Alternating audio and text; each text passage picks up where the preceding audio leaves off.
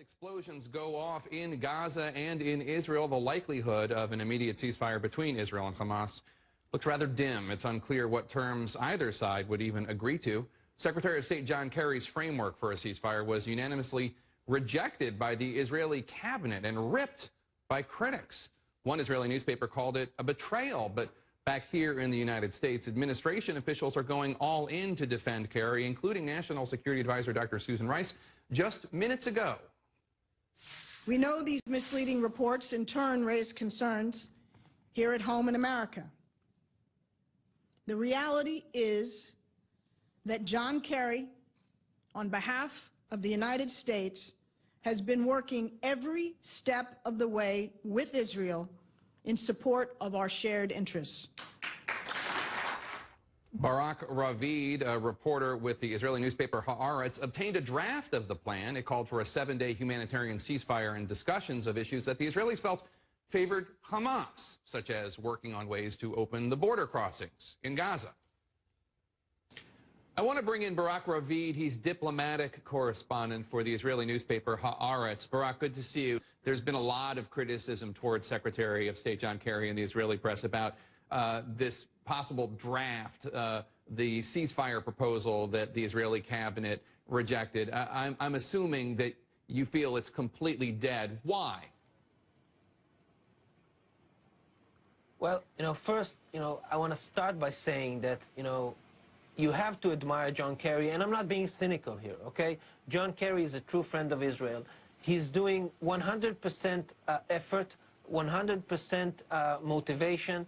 I mean, the guy is really trying. The problem is that there's a certain point when you try something, you're just trying too much. And with John Kerry, we see it, in the Israeli-Palestinian peace process.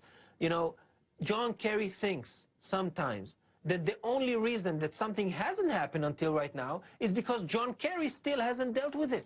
And, so he came in to this, to this crisis, basically came into the Israeli-Egyptian proposal for a ceasefire that was also coordinated with the Palestinian, and told everybody, you know what, hold on, I got a new idea, and brought in the Qataris and the Turks, which basically complicated the whole thing. And I think that, again, his intentions were good, but the road to hell is is full with good intentions. And I think that unfortunately this is what we saw in the last few days. And what I'm wondering, John Kerry, again, on this issue is working almost alone. He's a lone ranger. You have Washington is full with experts, State Department, thousands of people. You have the #1 expert on Egypt, is the head of the Near East affairs in the State Department. She was sitting in the dugout, not involved in this. You have the #1 expert on Hamas in the National Security Council in the White House, Rob Malley. He was not even in the dugout. He was in the bleachers, out of the loop. And John Kerry was doing everything alone with 1 or 2 advisors. So one must wonder, why is this process, why is this process being dealt with in such a wrong way? Barak Ravid with Haaretz, thank you so much.